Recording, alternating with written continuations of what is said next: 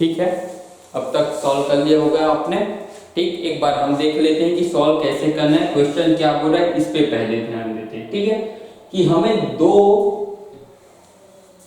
Thin plate infinite sheet दिया हुआ है और दोनों का जो सरफेस चार्ज डेंसिटी है वो सिग्मा है और सिग्मा है। तीन रीजन दिया गया है, फर्स्ट, सेकंड, थर्ड। हमें बताना है कि तीनों रीजन में इलेक्ट्रिक फील्ड कितना होगा। ठीक है,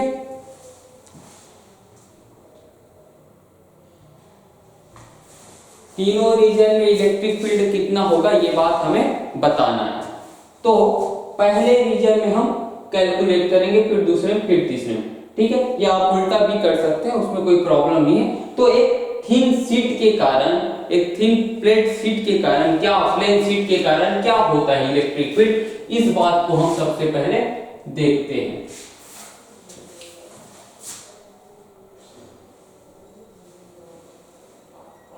तो ये आपका प्लेन शीट है। अगर मैं इस डायरेक्शन को, इसको पॉजिटिव एन बोलूं, तो इसके जस्ट इस तरफ जो इलेक्ट्रिक फील्ड की वैल्यू होती है सामने में, सामने के तरफ, वो कितना होता है, sigma divide by 2 epsilon not an cap, इतना वैल्यू होता है। और इसके जस्ट पीछे के side, opposite side, electric field की जो वैल्यू होती है वो होता है minus sigma divide by 2 epsilon not an cap. तो दोनों तरफ हमें मिल गया। अब देखते हैं इस प्लेट को, देखिए इसके कारण इस तीसरे रीजन में देखिए कि इलेक्ट्रिक फील्ड कितना होगा इस प्लेट के कारण। तो थर्ड रीजन में होगा sigma divide by 2 epsilon not an cap इस प्लेट के कारण, और इस प्लेट के कारण भी उतना होगा। इस तरफ, सामने की तरफ है तीसरा रीजन, तो ठीक, sigma divide by 2 epsilon not an cap, इतना होगा तीसरे रीजन में, E3 बराबर इतना। तो ये आ गया sigma divide by epsilon not an cap. अब मैच कीजिए कि कौन कौन सा ऑप्शन मैच कर रहा है और कौन कौन सा ऑप्शन पॉसिबल भी नहीं है। पहला ऑप्शन तो पॉसिबल नहीं है, E3 इक्वल टू 0। दूसरा ऑप्शन भी पॉसिबल नहीं है, तीसरा ऑप्शन पॉसिबल है, चौथा है क्या, चौथा भी नहीं है। तो तीसरा आपका करेक्ट आंसर हो जाएगा। एक ही निकाले और करेक्ट ऑप्शन पता चल गया। दूसरा भी निकाल के देखते हैं कि कितना आएगा। तीसरे रीजन के लिए हो गया, दूसरे रीजन के लिए देखते हैं। ठीक है, दूसरे रीजन के लिए क्या होगा, इस प्लेट के कारण इलेक्ट्रिक फील्ड कितना हो जाएगा, इस प्लेट के कारण इलेक्ट्रिक फील्ड यहां पे होगा minus sigma divide by 2 epsilon not an cap, और इस प्लेट के कारण कितना हो जाएगा, sigma divide by 2 epsilon not an cap. तो ये टोटल मिलके आ गया 0, ये आ गया आपका 0। फर्स्ट रीजन में देखिए अब ई फर्स्ट, तो इस रीजन में इसके कारण और इसके कारण तो सेम ही होगा क्योंकि दोनों के पीछे साइड है, नेगेटिव एन कैप के डायरेक्शन में। तो sigma divide by 2 epsilon not an cap, और दूसरे प्लेट के कारण भी इतना है, दोनों मिलके हो गया minus sigma divide by epsilon not an cap. तो ये आ गया आपका, ये भी मैच किया। तो सी आपका करेक्ट आंसर है। तो ये लिख लीजिए, फिर हम आगे बढ़ेंगे।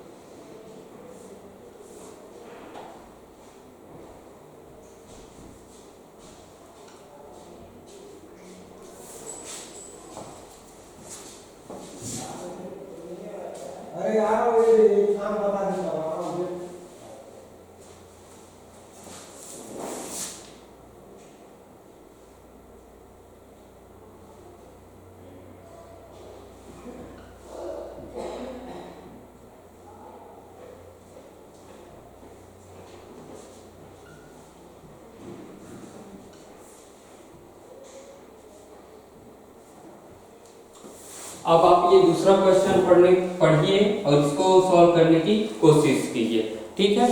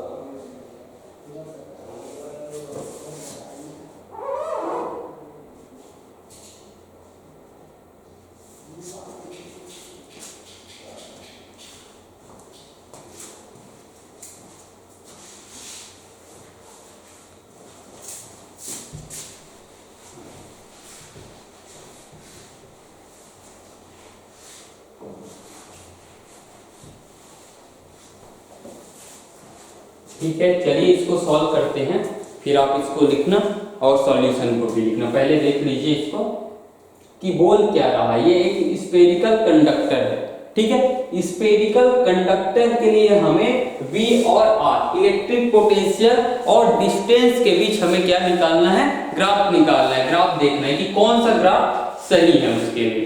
तो स्फेरिकल कंडक्टर के अंदर होता क्या है, स्फेरिकल कंडक्टर के अंदर हम जानते हैं कि E इक्वल टू 0 होता है और इन साइड में V इक्वल टू कांस्टेंट होता है, ठीक है। इन साइड में कितना होगा, V inside equal to K Q divide by R। ये K क्या है, K कांस्टेंट है, Q क्या है, जो सरफेस पे कितना चार्ज है कंडक्टर के, और R क्या है, उस कंडक्टर का रेडियस। तो ये होता है इनसाइड, और आउटसाइड क्या होता है, V outside equal to K Q divide by R। ये R क्या है, सेंटर से स्फेरिकल कंडक्टर के सेंटर से डिस्टेंस है जहां पे हमें पोटेंशियल निकालना है। तो इस साइड में ये कांस्टेंट कंडक्टर का, जो स्फेरिकल कंडक्टर है उसका रेडियस भी कांस्टेंट हो गया और उस पर जो चार्ज होगा वो भी फिक्स है। तो ये जो है फिक्स हो गया इनसाइड में, हर एक पॉइंट पे, इनसाइड के हर एक पॉइंट पे पोटेंशियल जो है फिक्स होता है स्फेरिकल कंडक्टर के। तो तीनों में से कौन सा ग्राफ आएगा, ये तो नहीं आएगा, इनसाइड में कोई कांस्टेंट नहीं है। ये अगर स्फेरिकल कंडक्टर है और मैं ये देखूं यहां से यहां तक हर एक पॉइंट का R चेंज हो रहा है, तो क्या होगा, यहां से यहां तक पोटेंशियल सेम होनी चाहिए, सरफेस पे भी same, R equal to R पे भी इतना ही होता है। तो कौन से ग्राफ में, इस पे है क्या, नहीं। ये बोल रहा है कि वैरी होता है, जीरो सेंटर पे तो जीरो है, सेंटर पे जीरो होता नहीं है, जितना बाहर में चार्ज है उतना होता है, और जैसे जैसे R बढ़ रहा है ये बढ़ता जा रहा है। लेकिन नहीं, R बढ़ने पे पोटेंशियल नहीं बढ़ता, मैं बस इनसाइड की बात कर रहा हूं, कांस्टेंट ही रहता है, R से इसको कोई मतलब नहीं है। तो ये तो गलत हो गया, ये भी गलत हो गया। A को देखिए, यहां से यहां तक कांस्टेंट तो है लेकिन जीरो है, जीरो भी नहीं होता, इतना वैल्यू होता है, जीरो नहीं होता, तो ये भी गलत आ गया। D को देखिए, यहां से यहां तक यानी कि सरफेस तक, सेंटर से सरफेस तक एक कांस्टेंट वैल्यू दिखाई गई है। हाँ, ऐसा ही होता है, R के साथ चेंज नहीं होता, एक फिक्स वैल्यू होती है, पहला चीज। दूसरा चीज, आउटसाइड क्या होता है, R जैसे जैसे बढ़ता है पोटेंशियल वैसे वैसे घटता जाता है। ये R बढ़ रहा है और पोटेंशियल घट रहा है, तो D आपका करेक्ट आंसर होगा। पहले आप क्वेश्चन लिख लीजिए, फिर आप सॉल्यूशन लिख लेना।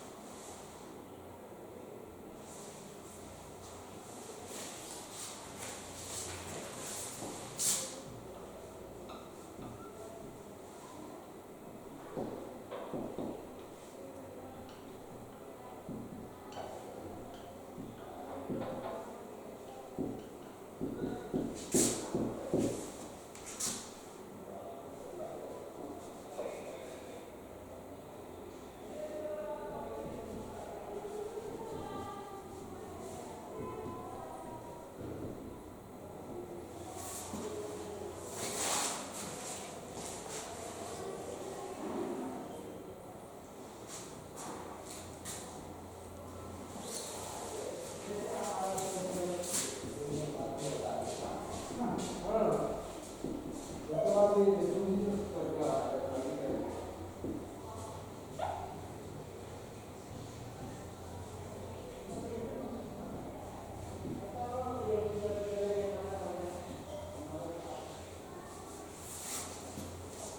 है, अब थर्ड क्वेश्चन में चलते हैं।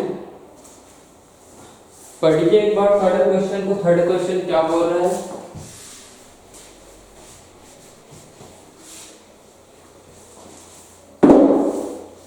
थर्ड क्वेश्चन में हमें क्या दिया गया है? हमें बताया गया है पोटेंशियल के बारे में, किसी पॉइंट पे पोटेंशियल कितना होता है।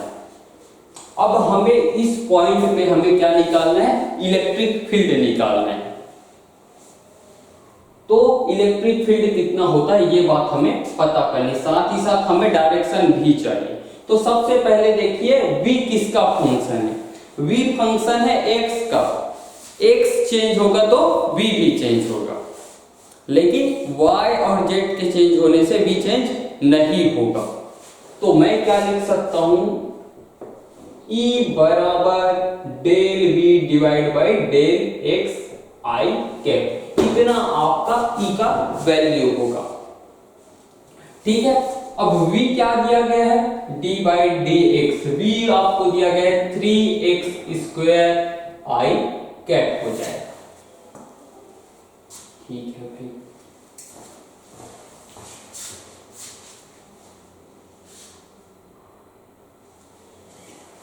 तो अगर इसको डिफरेंशिएट कर दे तो क्या होगा? ये हो जाएगा 6xi कैप। अब कौन सा पॉइंट दिया गया है? हमें पॉइंट दिया गया है 103 मीटर। ये यहाँ पे नेगेटिव ही होगा, साथ में ये नेगेटिव आता है, यहाँ पे भी नेगेटिव, यहाँ पे भी नेगेटिव। ठीक है, तो आपका E इतना हो जाएगा। अब हमें पॉइंट दिया गया है 103। x बस है तो हमें बस इस पॉइंट की जरूरत है 1 की, 0 और 3 से कोई मतलब नहीं है। तो E बराबर -6 1 रख दीजिए और ये आपका i कैप। तो E कितना आ जाएगा? ये वेक्टर में है तो E कितना आ जाएगा? -6 i कैप। यानी कि E का मैग्नीट्यूड कितना हो गया? 6। और डायरेक्शन कौन सा डायरेक्शन हो गया? Negative x direction. Electric field का डायरेक्शन कैसा है? नेगेटिव x डायरेक्शन है। तो ये 6 हो गया वोल्ट मीटर इनवर्स, ये है इसका यूनिट। ये आंसर हो जाएगा नेगेटिव x डायरेक्शन। ठीक है, तो ये लिख लीजिए।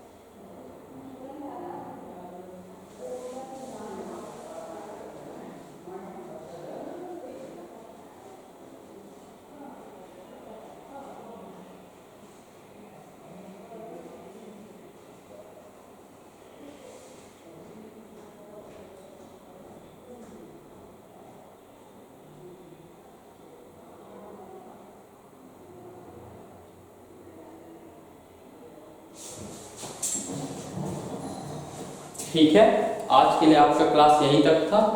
अगले दिन देखेंगे अगला टॉपिक। Okay, thank you.